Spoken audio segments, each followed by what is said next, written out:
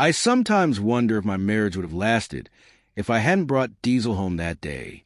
But honestly, that dog was the only thing keeping me sane in that place we called home. Dustin and I got married 3 years ago. Him working a warehouse job that never paid enough, me trying to make waitressing work between hangovers. We weren't exactly living the dream in our single-wide at Shady Pines Trailer Park, which, by the way, had neither shade nor pines. From the moment we moved in, I begged Dustin for a dog. My childhood dog, Bruiser, had just died at my mom's boyfriend's place, and I was a wreck. I needed something to love me unconditionally, because God knows Dustin was always too busy providing to give me the attention I craved. But every time I brought it up, I got the same excuses. We couldn't afford the pet deposit, the trailer was too small, or his favorite. We needed to catch up on bills first. Like, bills don't just keep coming forever. Meanwhile, I was scrolling through Facebook, seeing everyone with their perfect lives and perfect dogs. I knew a dog would change everything for us. Dustin just couldn't see it, too focused on money and whatever else he worried about. When he finally agreed, we could start looking after we caught up on lot rent. I knew that was just his way of putting me off. We were never catching up. Something always came up. The truck's transmission, the bathroom leak. On and on. So yeah, I started looking at pit bulls on rescue pages. They're so misunderstood. Just like me, Dustin would come home from work, all pissy about overtime, and starting on me about job applications and bills. Like, read the room. Dude, I was depressed, not looking for another lecture about the electric bill.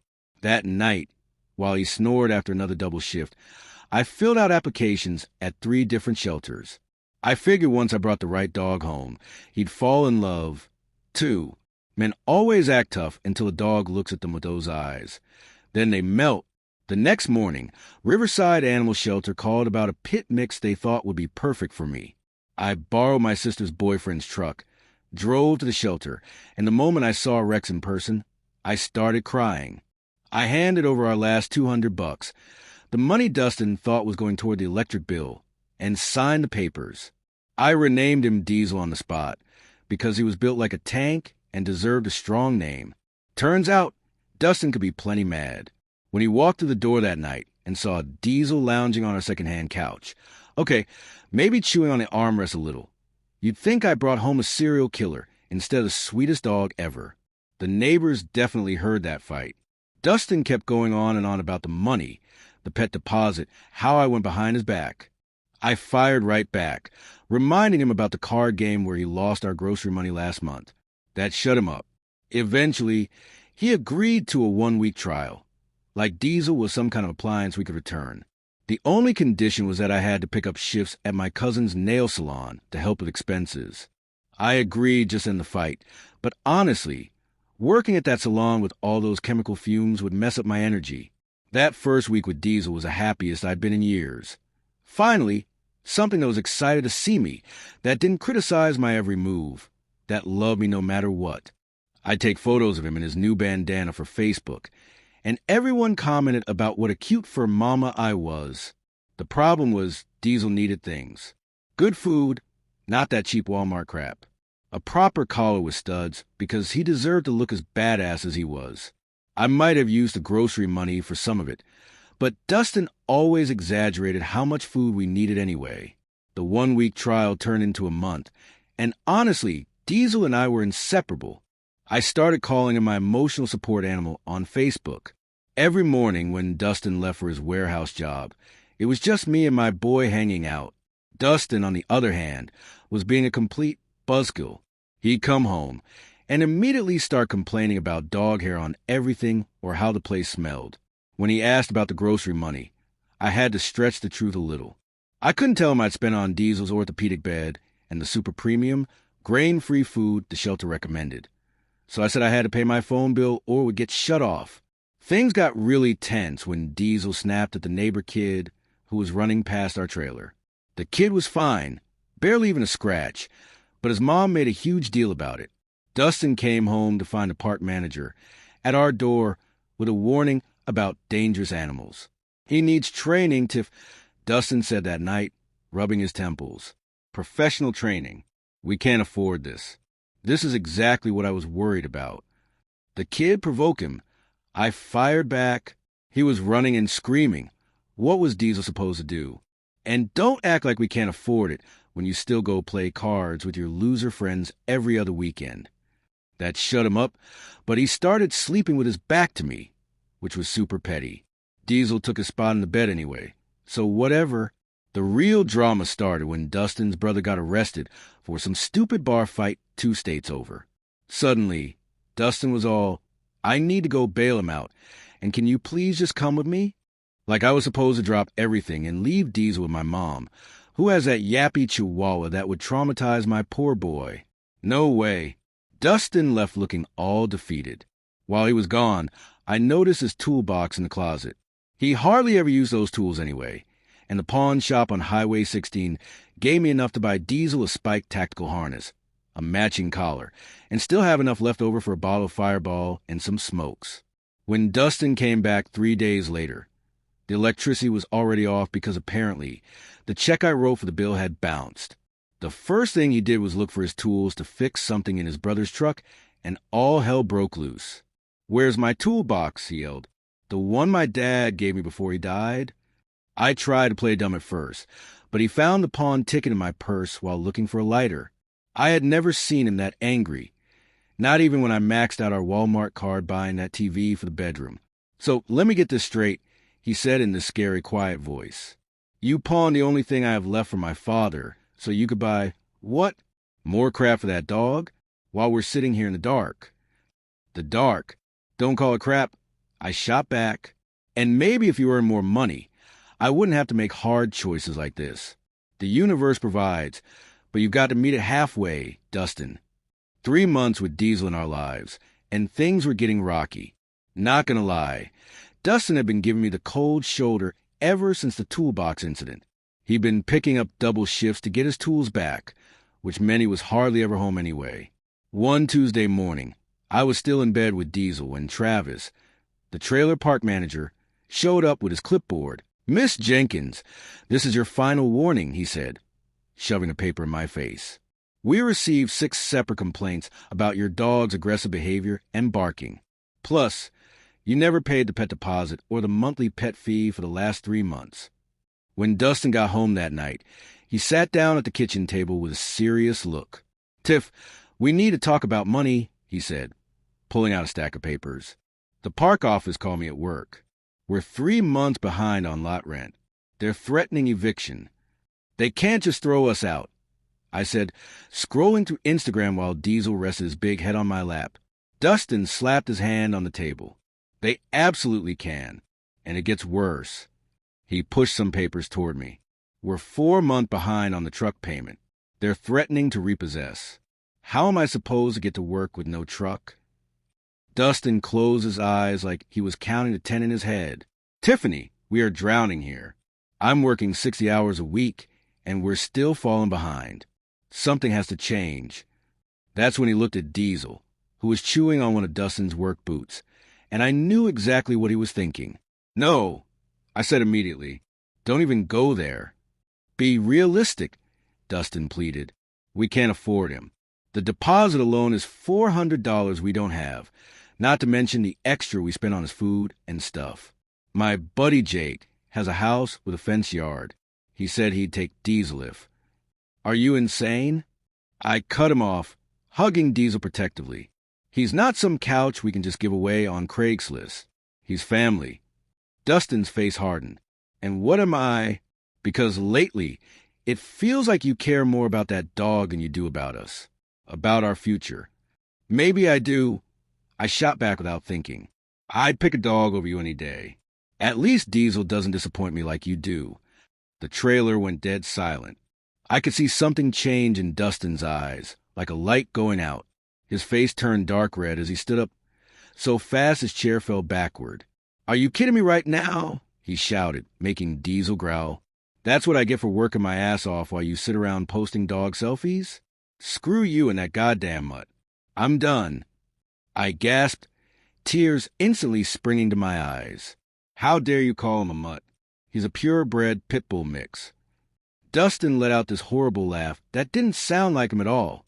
He's not our baby. Tiffany. He's a dog that's destroying our life because you're too delusional to see reality. He grabbed his keys and wallet from the counter, storming toward the door. He turned back one last time. You know what your problem is? I'm over here trying to build something real while you're living in some fantasy land. Thinking good vibes and wishful thinking pay bills. You want the dog? Keep him. I'm out. The door slammed so hard that the framed photo of us from Myrtle Beach crashed to the floor, glass shattering everywhere. Diesel started barking like crazy, which set off a chain reaction of dogs throughout the trailer park. I sank to the floor, sobbing, as Diesel licked the tears off my face. Dustin was just being dramatic. He'd calm down and come home once he blew off some steam. He always did. Meanwhile, I post a vague Facebook status. Sometimes you have to remove negative people from your life to make room for the ones who truly love you unconditionally. But Dustin didn't come home that night, or the next morning. By the time evening rolled around and he still wasn't answering my texts, I was starting to freak out. Then, around 8, his friend Marcus showed up with 3 garbage bags. Dustin asked me to get some of his stuff, he said, not meeting my eyes. He's staying at my place for a while. For a while, I repeated, feeling like I'd been punched. What does that mean? When is he coming back? Marcus shrugged, heading straight for the bedroom. Don't think he is, Tiff. He seemed pretty clear about that. Said to get his clothes and tools if there's any left. I followed him, panicking. This is crazy. He can't just leave over one stupid fight. One fight? Marcus snorted, stuffing Dustin's work shirts into a bag. He said it's been building for months. The dog was just the last straw. After Marcus left, I sat on our bed, my bed now, I guess, and reality started sinking in. Dustin had actually left me over a dog. What kind of husband does that? I'd been nothing but loyal to him for 3 years, put up with his constant negativity and criticism, and the minute I found something that made me happy, he bailed. I'm not gonna lie, the first week after Dustin left was rough. The power company wasn't interested in my explanation about Dustin abandoning us. They just shut off the electricity when the bill hit 90 days past due. The water followed a week later. I was washing myself with bottled water and using the bathroom at the gas station down the street. My friends on Facebook started disappearing, too. Even my dog mom groups got weird when I asked if anyone could spot me money for Diesel's food. Like, way to show solidarity, ladies. The final straw was my mom. I figured she'd at least let me crash with her until I got back on my feet. But when I called and explained the situation, she completely sided with Dustin. You chose a dog over your husband, she screeched through the phone. A dog you couldn't afford in the first place. What is wrong with you, Tiffany? She made this disgusted noise. Well, your family isn't welcome in my apartment. The building doesn't allow pets, especially pit bulls. You can stay on the couch, but the dog... I hung up on her. Some mother she was. Diesel was the only one who'd never let me down, and I wasn't about to abandon him just because things got tough. We were a package deal. With no other choice, I had to get serious about finding work. I ended up doing the one thing I swore I'd never do. I applied at the chicken processing plant outside town, the place where all the immigrants and ex-cons worked. The smell alone made me gag when I pulled into the parking lot for my interview, but they hired me on the spot for the night shift. Working nights at the plant was a nightmare. I'd come home exhausted at 7 a.m. to find that Diesel had usually torn up something else in the trailer out of boredom. The neighbors complained constantly about his barking, but what was I supposed to do? Things came to a head when Travis, the trailer park manager, showed up with an official eviction notice. We had 72 hours to vacate, or they'd call the sheriff. I begged for more time, but apparently Dustin had already contacted them to remove his name from the lease. So it was all on me now. That night, I broke down and texted Dustin from a co-worker's phone. I know we're still mad, but we need help. Trailer park kicking us out. Diesel misses you. The universe brought him to us as a test of our love. Everything would be fine if you just think positive and come home. An hour later, a text came back, but it wasn't from Dustin. This is Marcus. Disa, stop texting. He's moved on. You should too. With nowhere left to go, Diesel and I ended up living in my car for 2 miserable weeks. I'd park behind Walmart during the day to sleep, then drive to the plant for my shift at night. I lost 15 pounds because I was spending what little money I had on dog food rather than feeding myself. Just when I thought we'd hit rock bottom, this girl from the plant, Kay, mentioned her brother had a room for rent in a house where they didn't ask too many questions. It was in the worst part of town, and the place reeked of cat pee and weed, but they didn't care about rental history or pet policies, so I took it. My new home was a single room with a mattress on the floor, sharing a bathroom with 5 other people who I was pretty sure were dealing drugs. At night, sketchy people came and went. Music blasted until 4 a.m., and that's when the divorce papers arrived, forwarded from the trailer park. Dustin had cited irreconcilable differences and financial misconduct as the reasons. Financial misconduct. Like he was some kind of victim. As the weeks dragged on in that dump of a house, working a job I hated, surrounded by people I couldn't trust, I started feeling something I never expected. Resentment toward Diesel. I'd sacrificed everything for him. My marriage, my home, my reputation. And now he was becoming more work than joy. He'd started resource guarding his food and toys, growling even at me sometimes. 6 months after Dustin walked out, my life had become unrecognizable. I lost a chicken plant job after missing too many shifts. Not my fault. My car kept breaking down, and was now working at a gas station convenience store for even less money. Diesel had grown more unpredictable. He'd snap at shadows, bark at nothing, and it had become impossible to walk because he lunged at every person and dog we passed. I knew he needed training, maybe even medication, but that required money and a vet. 2 things I definitely didn't have. The breaking point came during one of the house's regular weekend parties. I usually locked Diesel and myself in my room during these raigers, but I'd stepped out to use the bathroom. In the 30 seconds I was gone, one of my roommate's friends opened my door, looking for a place to hook up, and startled Diesel. I heard the scream from down the hall. By the time I got there, Diesel had the guy cornered, a deep gash on his arm where my dog had bitten him.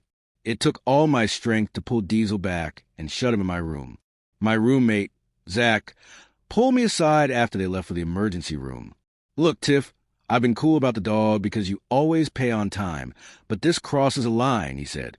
"We got way too much going on in this house to have cops showing up over a dog bite. I'm saying the dog goes, or you both go, and you won't find another place that'll take you with no credit and an aggressive pit bull. Trust me."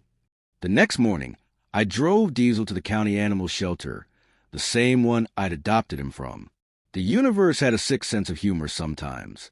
As I handed over his leash to the shelter worker, a huge lump in my throat made it hard to speak. "He's a good boy," I managed, as Diesel looked back at me with confusion in his eyes. "He just needs someone with a yard and more time. It's not his fault." "We'll do our best to find him a home," the worker said, but we both knew the truth. A 3-year-old pit bull with a bite history had little chance of being adopted. I couldn't let myself think about what that meant. That night, I borrowed my co-worker's phone and looked up Dustin on Facebook. His profile was public again, with a brand new profile picture. He looked good, healthy. According to his posts, he'd moved up to supervisor at the warehouse, complete with benefits and paid vacation. And there was a woman in some of his photos, pretty in a simple way, with a little boy who looked about 5. Dustin Jenkins is in a relationship with Amanda Carson. The date on the post was just 2 months after our split. 2 months. Like our marriage had meant nothing. I sent him a message from my co-worker's account. "Hey, Dustin, it's Tiffany. I know you probably hate me, but I really need to talk. I gave up Diesel. You were right about everything. I messed up. Please call me. I miss you." I stared at the phone for hours, but the reply never came. Either he was ignoring me, or he blocked this number too once he realized it was me. The next day, I ran into Brandy, a girl we used to be neighbors with at the trailer park. "Oh, he's doing great," she said about Dustin. "Got that promotion everyone knew was coming, and his girlfriend seems really nice. She's a dental assistant or something stable like that. Has a cute kid, too. They're talking about buying a house." She continued, I saw them at Walmart buying furniture. Guess some people just know how to get their priorities straight, you know? That night, drowning my sorrows at the local dive bar, I found myself telling my story to anyone who would listen. But even as I explained how Dustin had abandoned me, how the trailer park had discriminated against Diesel, how the universe had conspired against us, I could hear how hollow it all sounded. Sounds like you picked the wrong thing to fight for. The bartender said bluntly, "Dogs come and go, but good men who put up with your crap, those are rare." Back in my empty room, scrolling through old pictures of Diesel on my new prepaid phone, I tried to pinpoint where everything had gone wrong. If I had just waited to get a dog, like Dustin wanted, if I had been more responsible with money, if I hadn't said those words that night. But that kind of thinking was a trap. It wasn't my fault the world was set up to punish people for following their hearts. Dustin was the one who gave up on us, on our family. He could have been more understanding, could have worked with me instead of against me. The fact that he moved on so quickly just proved he never really loved me anyway. At least, that's what I told myself as I scrolled through dating apps with one hand and shelter websites with the other. Somewhere out there was a perfect guy and the perfect dog waiting for me. I just needed to manifest them into my life.